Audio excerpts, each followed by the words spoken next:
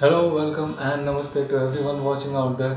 This is freshly brewed content, and today we will be talking about how you can generate and develop interest for reading books by understanding your very own personal interests and selecting the right book.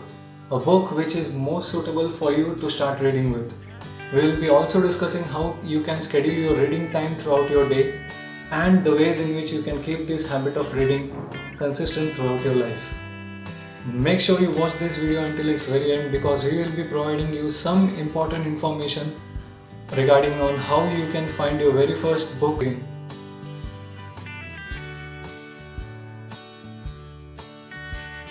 So, why have you not yet started reading books? Now, there may be many reasons to it, but the most common ones might be that you are not habitual to reading books because you were not properly introduced to the reading of books. Might be the case that you actually started off with the wrong book for yourself.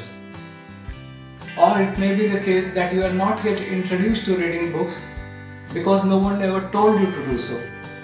No one told you to make reading books as a habit. So, whatever your reason may be, whatever your problem may be, we hope that at the end of this video you will find solutions to your problem and you will actually sit down with books and start reading them and in fact enjoy them. Now, books are of different kinds, different varieties. There is book written for every different field of work in which humans are involved, including the books that are written for educational purpose of that particular field. There are also books written on space, books written on great discoveries and inventions done by scientists and mathematicians, books written on virtual characters, virtual world and virtual stories known as fictional books. There are also books written on someone's life known as biography or autobiography. अगर एक व्यक्ति अपने ही ऊपर एक किताब लिखे तो उस किताब को कहा जाता है autobiography. Otherwise it is said as biography, right? There are also books written for cooking, books written on music, books written on lifestyle and living. शुरुआत में जब आप हैबिट डाल रहे हैं, जब आप किताब पढ़ना चाह रहे हैं, तब आप ये ज़रूर देखिए कि आप एक ऐसे बुक्स के साथ स्टार्ट कर रहे हैं, एक ऐसे किताब के साथ स्टार्ट कर रहे हैं जो आपके इंटरेस्ट से मैच होता है, राइट? शुरुआत में ये आपको करना ही पड़ेगा क्योंकि आपको एक इंटरेस्ट जनरेट करना है, बुक्स की तरफ एक इंटरेस्ट जनरेट करना है, तो एक्चुअली आप ऐसे किताब ढूंढिए जिसके कंटेंट्स आपके इंटरेस्ट के साथ मैच होते हैं। Now let's move on to the benefits of reading books so that you understand why it is so essential for you to develop yourself, right? So let's move to the benefits.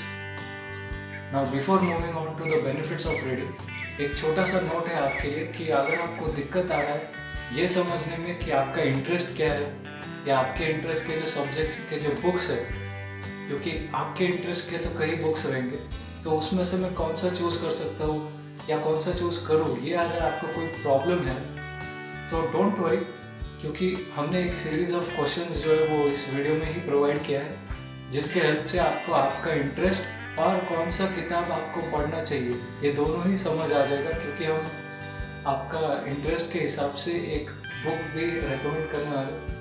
तो alright, so don't worry, और वो आप जल्दी ही देखने वाले। But right now let's focus on benefits of reading, right?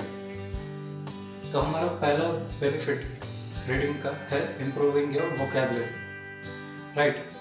See, reading is one of those activities that actually keeps you indulged in it. It just grabs your attention, it just keeps you focused on it. And I'll tell you why.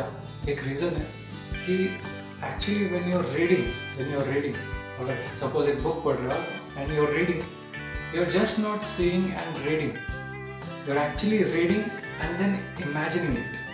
Because उस time पे जब आप 20 minute 25 minute खाली दिमाग शांत दिमाग से बैठकर पढ़ रहे हो, राइट, आपका फोकस इतना जम चुका रहता है उसमें, आपका पूरा कंसंट्रेशन उसमें रहता है, आपका इंटरेस्ट लेवल पीक पे रहता है, एकदम पीक लेवल पे, right? And due to this interest, due to this solid concentration that you are paying to reading, आपको एक रीडिंग क्या है, right? Reading is just an input for your brain. आप पढ़ रहे हो, आप मन ही मन पढ़ रहे हो, आप अपने ब्रेन को एक्चुअली इनपुट दे रहे हो। And what does your brain do? It actually tries to understand what you're giving to it, right? What you're giving the input to it. Output जो रहता है ब्रेन का, वो एक्चुअली आप इमेजिनेशन के रूप में देखते हो. You imagine what you read. Ultimately आप पढ़ रहे हो, सपोज एक बुक पढ़ रहे हो, उसमें एक लाइन है, पर्टिकुलर लाइन है, वो आप पढ़ रहे हो, और जैसे जैसे आप पढ़ते जा रहे हो, आप एक्चुअली उसे पढ़ रहे हो, आपका दिमाग उसे समझ रहा है, और फिर आप उसे इमेजिन कर रहे हो. और जो भी आपको समझ आया, उसके ऊपर से आप एक विजुअलाइजेशन तैयार कर रहे हो. आप अपनी मन में एक प्रोजेक्शन कर रहे हो, एक वर्चुअल अंडरस्टैंडिंग बना रहे हो जो भी आपने पढ़ा है, या उस पढ़ने की वजह से जो भी आपको समझ आया. And that is why when you are reading, you actually read it, you understand it, and then you imagine it. Your brain and your mind is always occupied and is always working. It's completely functional when you're reading. अब आपको क्या करना है? अब आपको बस आगे बढ़ते रहना है, क्योंकि आप अपना इमेजिनेशन जो है वो कंटिन्यूस रखा है, कंटिन्यूसली चल रहा है. आप पढ़ रहे हो कंटिन्यूसली, आप समझ रहे हो, आप उसे इमेजिन कर रहे हो. मामला एकदम इंटरेस्टिंग हो चुका है, इंटरेस्टिंग मोड पे पहुंच चुके हो. बस अगर इस वक्त अगर एक नया वर्ड आ जाए, आपके रीडिंग करते वक्त एक नया वर्ड आपको दिख जाए, हो सकता है जिसका मतलब आपको पता नहीं हो, या जिसे आपने पहले कभी सुना ना, राइट? तब होता क्या है, आप अपना रीडिंग स्टॉप कर दो पहले तो. उसके बाद रीडिंग स्टॉप हो गया, और आपका जो स्टोरी लाइन, जो आपने स्टोरी बिल्ड किया था अभी तक, उस पर एक पॉज या फिर एक ब्रेक लग जाए. तब आपको उसका मतलब जानना पड़ेगा, और एक्चुअली आप करते भी हो.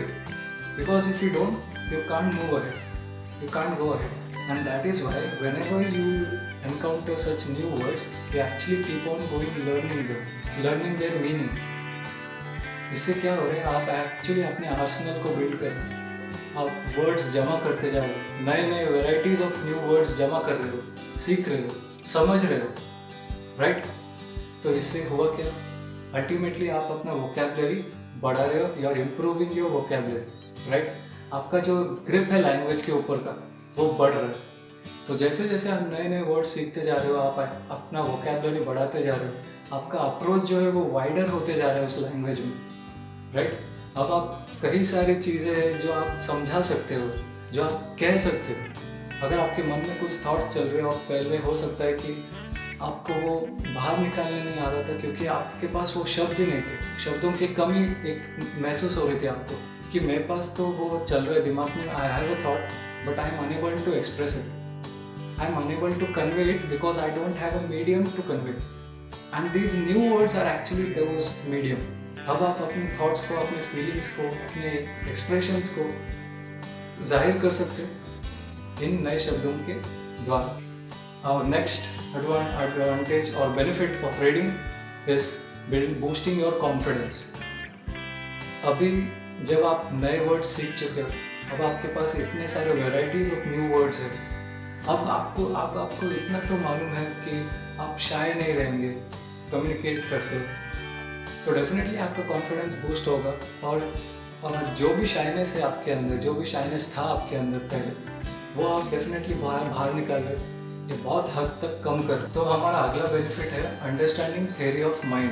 तो अब तक तो आपको समझ आ गया होगा कि रीडिंग करते हो आप अपने दिमाग को, अपने मन को काफ़ी काम देते हो, राइट? आप जब भी रीड कर रहे हो, आप एक तो पढ़ रहे हो, फिर उसको समझ रहे हो, है ना? उस पर सोचना पड़ता है, उसको इमेजिन करना पड़ता है, क्योंकि आप विजुअलाइज करते हो कंटेंट्स को. अभी अगर एक बुक है जो आपने भी पढ़ा है और आपके दोस्त ने भी पढ़ा है, ओके, और अचानक एक दिन आप मिलते हो, आप उस बुक के ऊपर डिस्कशन करते हो, राइट? डिस्कशन के वक्त आप एक दूसरे को अपने थॉट्स, अपना इमेजिनेशन, अपना एक्सपीरियंस बताते हो कि मैंने ये बुक पढ़ते हो ऐसे ऐसे इमेजिन किया था. तो डिस्कशन के वक्त आपको ये ज़रूर पता लगेगा कि जिस तरीके से आपने उस पैराग्राफ को या उस कंटेंट को इमेजिन किया था, जिस तरीके से आपने उस पर सोचा था, उसी तरीके से आपके दोस्त ने नहीं सोचा होगा, और उसी तरीके से आपके दोस्त ने इमेजिन भी नहीं किया होगा. क्योंकि आपको ये समझ आने लगेगा कि जिस तरीके से मैंने सोचा, जिस तरीके से मैंने समझा, सोचा और इमेजिन किया, उस तरीके से मेरे दोस्त ने नहीं किया. जैसे जैसे आपका रीडिंग स्किल्स बढ़ते जाएगा, जैसे जैसे आपका रीडिंग टाइम एंड एक्सपीरियंस बढ़ते जाएगा, आपको ये समझ आने लगेगा, आप सेल्फ एनालाइज करने लगोगे आपके वे ऑफ थिंकिंग का, आप किस तरीके से सोचते हो, आप चीज़ों को किस नज़रिए से देखते हो। ये सब जो भी है आपके जो भी क्वालिटीज़ है थिंकिंग के रिलेटेड, ये सिर्फ और सिर्फ आप ही के पास है, किसी और के पास नहीं। ये आपको धीरे धीरे समझ आने लगता है। आपके सोचने के तरीके से भी आपको जज किया जा सकता है, आपको पहचाना जा सकता है, आपको आपके ब्रेन्स का, आपके मन का प्लस पॉइंट माइनस पॉइंट ये सब मालूम पड़ने लगता है। आप कैसे सोचते हो, मैं कितना सोच पाता हूँ, कितना ब्रॉडली सोच पा रहा हूँ, ये सब आपके ऑब्जर्वेशन में आने लगेंगे, आप ये सेल्फ एनालाइज करने लगोगे। तो एक्चुअली आपको ये एक फ़ायदा ही है कि आपको समझ आ रहा है कि आप कैसे सोच पा रहे हो, किन चीज़ों के बारे में ज़्यादा सोच पाते हो, किन चीज़ों के बारे में कम सोच पाते हो, कहाँ आपका दिमाग, कहाँ आपका मन ज़्यादा चलता है, तेज़ी से चलता है। इससे आप काफ़ी कुछ डिसाइड कर सकते हो अपने लिए। So this is how you understand the theory of your mind. Okay, तो चलिए आगे बढ़ते हैं हमारे अगले बेनिफिट की तरफ, जो है increasing your brain functionality. Alright, तो मैं ये आपसे बहुत बार कह चुका हूँ, एक्चुअली बहुत बार ये बोल चुका हूँ कि जब भी आप रीडिंग कर रहे हो तो आपका ब्रेन जो है काफ़ी एक्टिविटीज़ में इन्वॉल्व है, क्योंकि जब भी आप कुछ ना कुछ पढ़ रहे हो आपका ब्रेन उसको समझने में जुटा हुआ है। तो जितना भी आपका रीडिंग ड्यूरेशन है, रीडिंग टाइम है, उस टाइम पे आपका ब्रेन एक्टिव है, यानी आप जो है अपना एक्टिव टाइम जो है ब्रेन का वो बढ़ा रहे हैं। क्योंकि आपके भी ऑब्जर्वेशन में आया होगा, ये आप भी कह सकते हैं कि किसी भी नॉर्मल डे को अगर कंसिडर किया जाए तो उसमें कभी ऐसा होता है क्या कि आप आधा घंटा या 1 घंटा 1.5 घंटा बैठ के अपने दिमाग को एक्सरसाइज दे रहे हैं या दिमाग चला रहे कंटिन्यूसली? नहीं, राइट। ऐसे कुछ ही काम है जिसमें कंटिन्यूसली ब्रेन जो है आपका वर्किंग मोड में रहता है। देखिए, आप ये कंटिन्यूसली करना क्यों ज़रूरी है? अगर आपको अपने बाइसेप्स के जो मसल्स है, बाइसेप्स मसल्स जो है बिल्ड करने हैं, डेवलप करने हैं, तो आप क्या करोगे? आप जिम जाओगे, वेट्स उठाओगे, राइट? उस मसल्स को कुछ काम देते हो, राइट? 1 घंटा 1.5 घंटा डेडिकेट करते हो ये मसल्स के लिए। आप वेट्स उठाते हो, इसे एक्सरसाइज करवाते हो, इस पर कुछ काम करते हो, कुछ ट्रेन देते हो ये मसल्स को, तब जाके ये मसल्स डेवलप होते हैं, राइट? उसी तरह आपके ब्रेन मसल्स को अगर आपको डेवलप करना है, अगर आपको बिल्ड करना है, तो आपको एक्चुअली एक पर्टिकुलर टाइम जो है, मतलब स्पेसिफिक टाइम के लिए उसको वर्कआउट देना ज़रूरी है।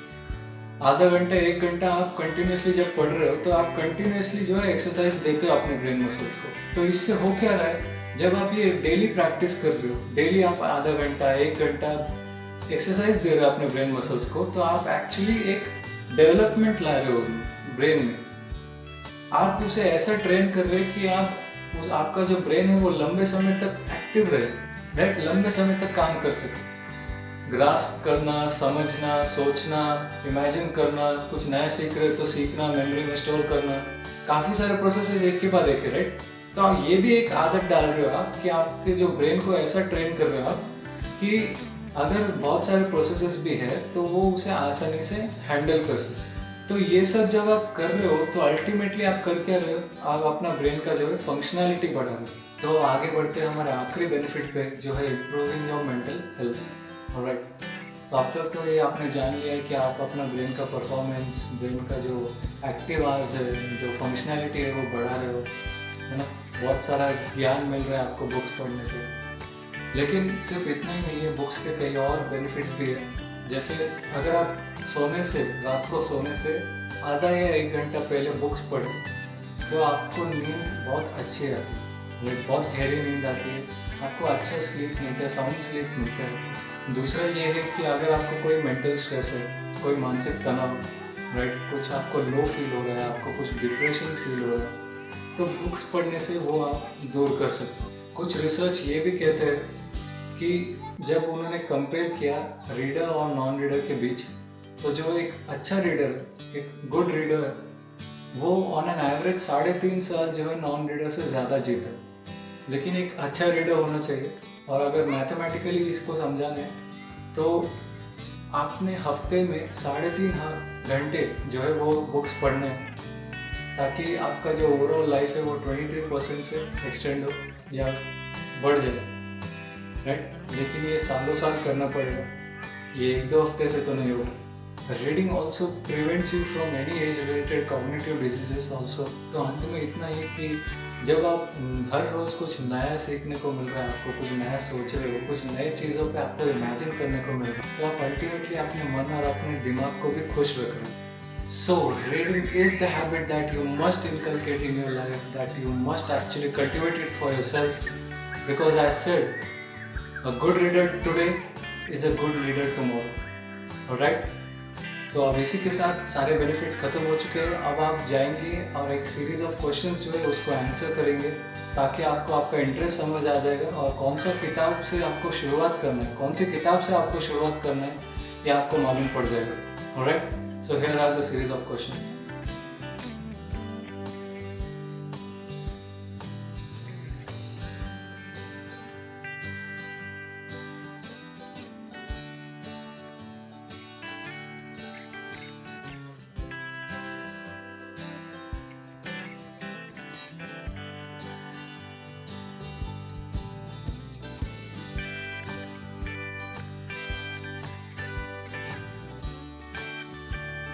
तो कुछ सजेशंस है मेरे पास आपके लिए। अगर आपको स्केड्यूल करना ही है रीडिंग को, तो वीकडेज में मोस्टली आप रात में रखें। रात में सोने से 1 घंटा पहले या आधा घंटा पहले बुक पढ़ने का जो हैबिट है वो डेवलप कीजिए, क्योंकि वीकडेज में मोस्टली आपको दिन में टाइम नहीं मिलेगा, राइट? और रात में पढ़ने से आपको नींद भी अच्छी आ जाएगी। Okay, alright. और वीकेंड्स में आप क्या कर सकते हैं? वीकेंड्स में एक्चुअली आप 2 शिफ्ट्स कर सकते हैं, एक दोपहर को खाना खाने के बाद और एक रात को सोने से पहले। And try that your room is bright and silent. Okay, अगर ये वीडियो आपको पसंद आया हो तो लाइक और सब्सक्राइब जरूर कर देना और नोटिफिकेशन आइकॉन को ज़रूर दबा देना, ताकि जब भी हमारा नया वीडियो आए तो आपको सबसे पहले नोटिफिकेशन मिले। Share it with your family, share it with your friends, right? And if you have any queries, any doubts, do comment it. We will be happy to receive your comments. Alright? Till then, happy reading to you and see you in the next video.